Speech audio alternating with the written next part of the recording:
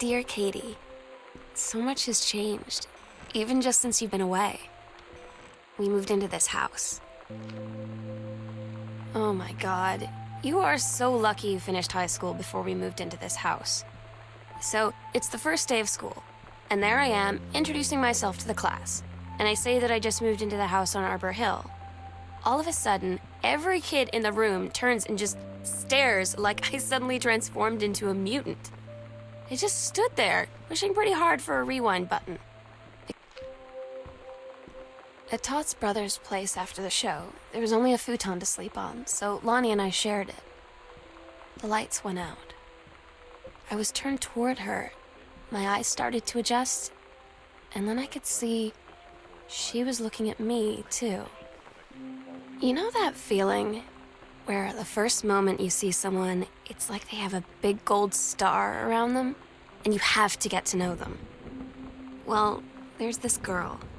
I think she's a senior. She's usually dressed kind of punk, but sometimes I see her in this, army uniform. When you live in one place your whole life, your next door neighbor is kind of like your default friend. And Daniel only got weirder over the years. So moving away is... So you know what they say about the best laid plans of mice and men? Yeah, turns out it applies to Street Fighter too. At least I worked up the courage to walk into the 7-Eleven and ask for a turn, but all that practice at home did not exactly translate in the wild. So after I was finished getting my butt kicked, I followed them outside while they smoked. And that was when she asked me if I was that psycho house girl. But then she said she's always really wanted to see the psycho house. It's weird hanging out with girls. Daniel was around ever since I was little, and other girls, I don't know. But being around Lonnie is instantly just right. I gave her the grand psycho house tour. Lonnie came over today, but everything was different. Lonnie brought her hair dye over today. She said, "I need to fix these roots. Think you could help?" Dyeing hair is weirdly intimate. I don't know if I've touched someone else's scalp before. That's pretty intimate, right? It felt intimate. We looked into the mirror together after, and I expected her to say something about how it looked crappy or good or whatever. But that's when she said, "You're so beautiful." And she was looking at me. Sometimes you just have to lie to Mom and Dad. Like when Lonnie asked me to see a band with her and stay over at her friend's place in the city after. That's a lie to Mom and Dad situation. But it was so worth it. The girls on stage were just so loud and real and awesome. And everybody was moving together like one huge tide of sound. Between two songs, Lonnie leaned over and said, "How do you like your first show?" I was so happy. I felt tears starting in my eyes. And then she up and hugged me. I think she could tell.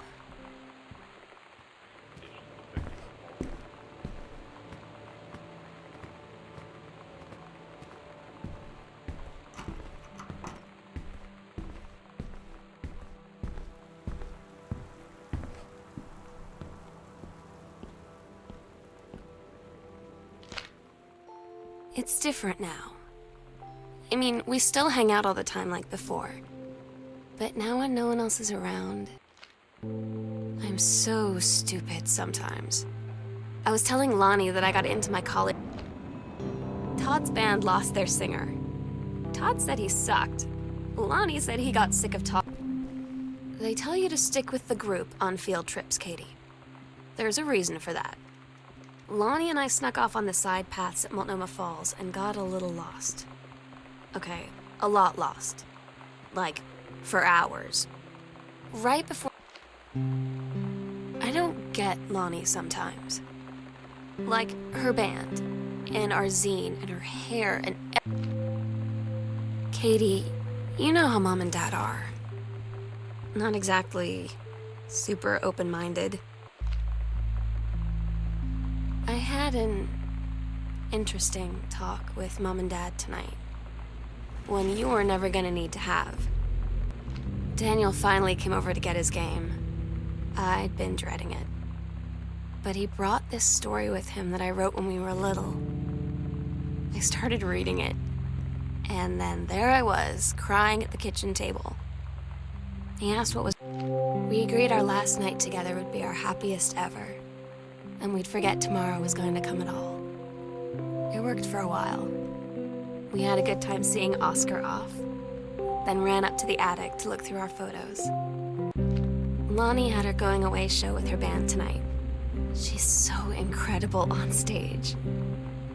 And she was singing, I could practically forget everything. I asked Lonnie what she had to do to get ready to ship out for basic training. She said, not a lot, really. You're not allowed to bring anything with you. You have no possessions, no contact with the outside world while you're in basic. You just train hard every day, and then you deploy from there. So, they'll just send her away. To who knows where. The other side of the country, the other side of the world. My mind, can't process it. That she's really going to be gone. Just gone. The sunset light in this house is the saddest thing I've ever seen. I just want to sleep. When I'm in the attic, it almost feels like Lonnie could still be here. She's just downstairs. I'm just waiting to hear her pull down the hatch and come running up. Maybe I'll go up to the attic. Meow, meow. Meow, meow. Meow. Meow, meow, meow, meow. Meow, meow. Meow, meow, meow. Meow, meow, meow, meow, meow, meow, meow. Meow, meow. Meow, meow, meow. Oh my God. Katie, I fell asleep in the attic, in Lonnie and my old spot, and I missed the first 2 calls. I just barely caught the third one before the machine got it. And it was Lonnie, on a payphone.